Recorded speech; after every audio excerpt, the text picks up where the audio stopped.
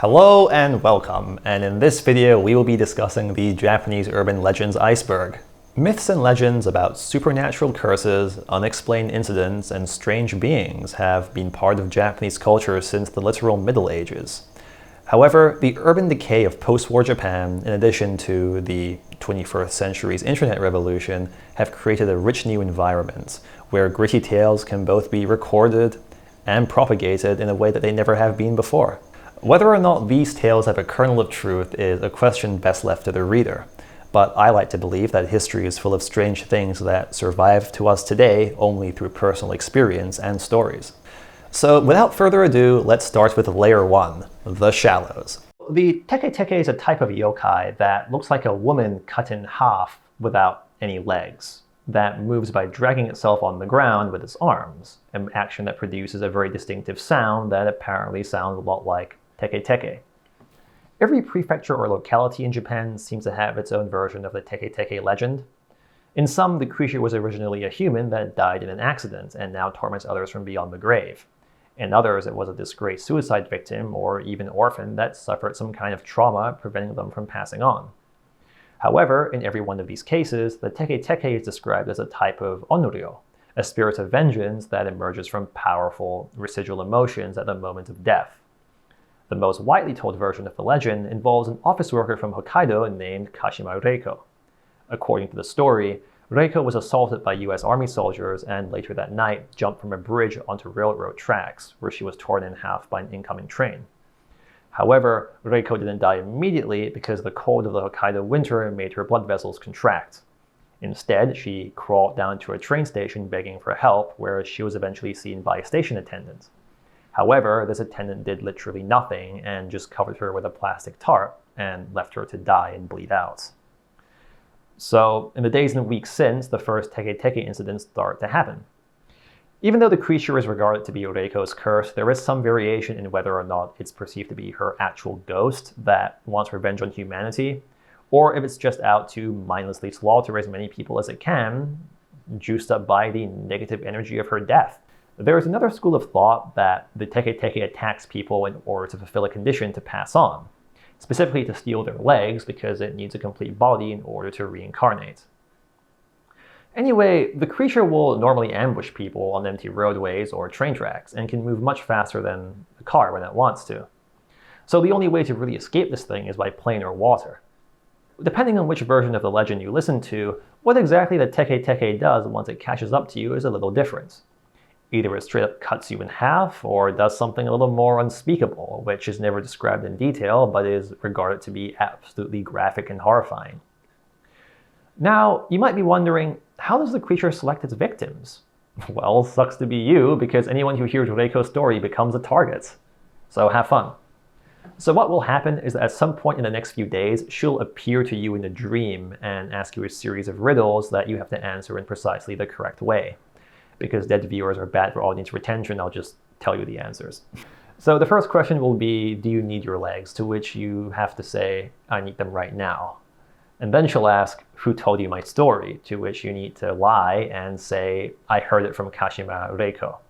So this is actually a pun in Japanese because the kanji used to spell her name translate also to mask, death, demon, ghost, and accidents, which sort of indicates to the yokai that you know what she is, and therefore I guess you deserve to live.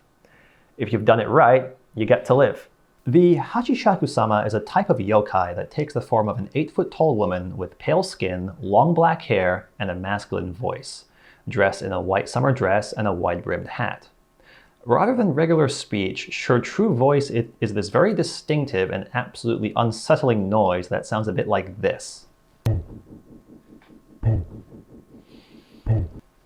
There is some variation on whether the Hachishakusama is portrayed as a witch-like hag or as a beautiful woman, although modern portrayals tend to lean more towards the latter. Regardless, she preys almost exclusively on young children, often between the ages of 9 and 11. Now, as opposed to the Teke-teke, the hunting behavior of the Hachishakusama is a lot creepier.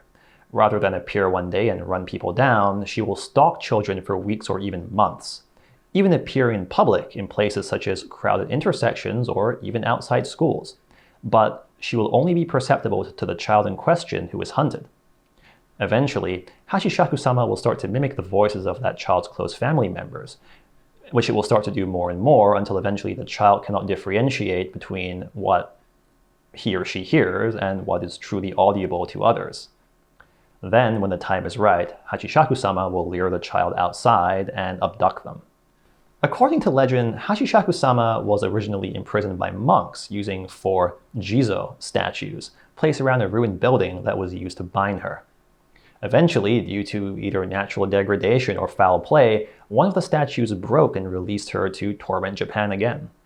But an interesting aspect of this yokai is that she seems to be, for whatever reason, unable to affect children outside of Japan, even if they are already marked for death by her. Allegedly, there have been cases of children growing to adulthood overseas under the omen of the creature, but even as adults, they would be killed instantly if they were to ever return to Japan. One more interesting point is that Hachishakusama's distinctive appearance may be related to the way that infant children perceive their mothers, as impulsively tall, unintelligible, and always lurking around. If so, there is a possibility that the yokai might be presenting some sort of glamour or illusion specifically to lure its preferred type of prey. But that does then beg the question, what is its true form? Next we have the Kuchisake-Onna, which is probably one of the better known Japanese urban legends in the West. She's a yokai that takes the appearance of a woman with a massive bloody gash for a mouth stretching from ear to ear. She hides this disfigurement behind a cloth mask, fan, or veil. So, according to legend, the original Kuchisake-Onna was a samurai's mistress who was mutilated as a punishment for infidelity and later died in violence. Due to this, her suffering at death will metastasize into something like a curse that, well, start to hunt people. This makes her a type of Onryo vengeance spirit, similar to the Teke-teke. There exist other versions of Kuchisake-Onna's origin as well. Sometimes her mutilation was at the hands of another jealous woman, or at other times due to a botched medical procedure. Anyway, the Kuchisake-Onna's hunting pattern is quite straightforward. Unlike other yokai, she doesn't really have a trigger condition that brings the curse upon specific people. Rather, she instead appears at random during the night to lone travelers. Essentially, if you're in the back streets of Kyoto at the wrong place at the wrong time, you just get kind of screwed. So what the Kuchisake-Onna does is sneak upon a person, corner them, and ask them 2 questions. The first is always if they find her beautiful. If that person answers no or screams or, acts rationally, she cuts them in half with her pair of scissors. If, however, that person answers yes, then she will remove her mask and veil and show them her torn up face. She will then ask them if they still find her attractive, to which there isn't actually a correct response. See, as it turns out, there is really no situation where anyone gets out of this unharmed. If you say no, you again get instantly killed. If you say yes, one of 2 things will happen. Either she'll immediately grab you and, well, make you look just like her with her scissors in your mouth, or then she'll disappear and follow you home and then just kill you while you sleep. However, survivors of Kuchisake-Onna attacks have in fact managed to escape by giving non-standard answers like, I think you look average, or apparently by throwing money at her, which I guess goes to show that even in death you can't escape the allure of free stuff. There is also a more modern version of the Kuchisake-Onna that seems to have first been sighted in around 1979 in the south of Japan. This particular one is known for using a surgical mask instead of a cloth veil and has the tendency to approach children, which is kind of worrying. The Nippon News Network special broadcast is a Japanese urban legend that was first discussed on the 2-channel image board, surrounding a strange video that allegedly appears at the end of the late-night programming block of the Nippon News Network. The video is alleged to have some connection with death, either foretelling it or playing some part in delivering it.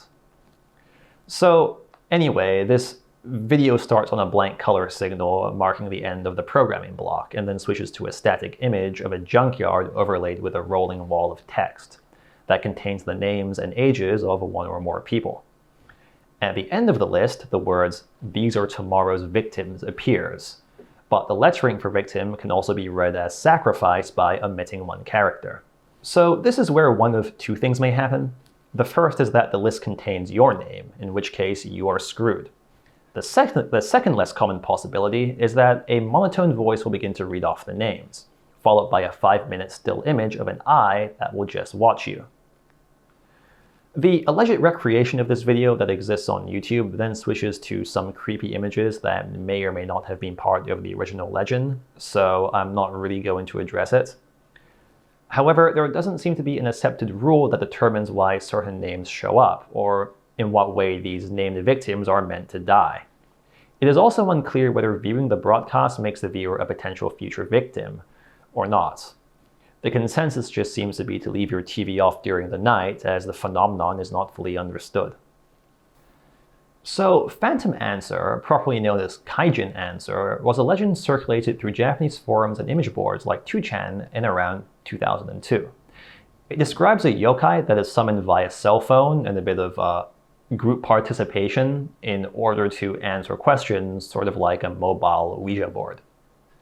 So the summoning ritual goes something like this. 10 people need to form a circle, then each person needs to make a phone call to the person immediately to the right of them. Once every phone in the circle is busy, the network will be put through the Kaijin Answer, who will then answer 9 questions from the group.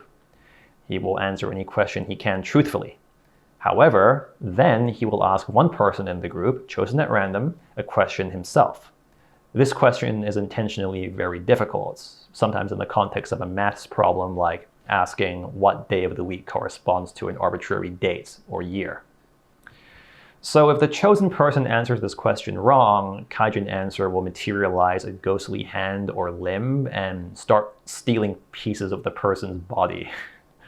This is apparently a similar reason as to why the Teke-teke needs to steal people's legs, because Kaijin's true form is apparently just a head that needs a complete body in order to successfully reincarnate. The Kune-Kune is a really interesting yokai that honestly I'm kind of stoked to talk about. It's described as a wispy white figure resembling fluttering cloth or paper that is normally motionless but reacts to being observed, even at a distance. Once it has a person's attention, it will, for lack of a better word, dance, with these twisting hypnotic movements that are described as being highly unpleasant to look at for too long. The Kune-Kune appears in secluded places like rice fields, mountains, or even the open ocean, which is especially eerie since it indicates that the creature isn't really bound by geography. People who look at the Kune-Kune for too long or get too close are driven to insanity and shock, and those that manage to directly touch it are invariably killed. It's not really known how the yokai kills people, but it probably has something to do with viewing its body in detail up close. The Kune-Kune was first mentioned on message boards starting from 2001 or so, and evolved an online following similar to that of Slenderman, with an extended mythos and user contributions. Kinda like a shared project. Red paper, blue paper, also known as Manto, is a yokai that appears as a masked figure wearing a red cloak that haunts public or school bathrooms, particularly female bathrooms. Apparently, the 4th stall in any given row of bathrooms is more likely to be haunted, owing to the number's cultural connection with death. Manto is actually part of a wider class of bathroom-bound yokai, which includes the somewhat more famous Hanako-san. So, stories with Manto tend to follow a general framework. Late in the evening, a student will find themselves in need of relief and will end up choosing to use one of the less used bathrooms on their campus. Then they realize halfway through their business that there is no toilet paper on hand, and that's the cue for Manto to materialize and present that student with a choice between a roll of red paper or a roll of blue paper. Well, sometimes he presents fabrics or body parts instead, but the color is what matters.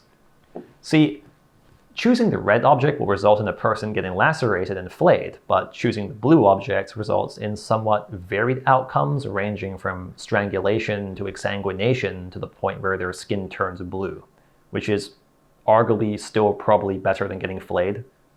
However, unlike other yokai, such as the Kuchisake-Onna that can be distracted or delayed with non-answers, Manto has zero tolerance for bullshit. Asking for a different color just results in instant death, specifically by being, apparently, thrown straight into hell.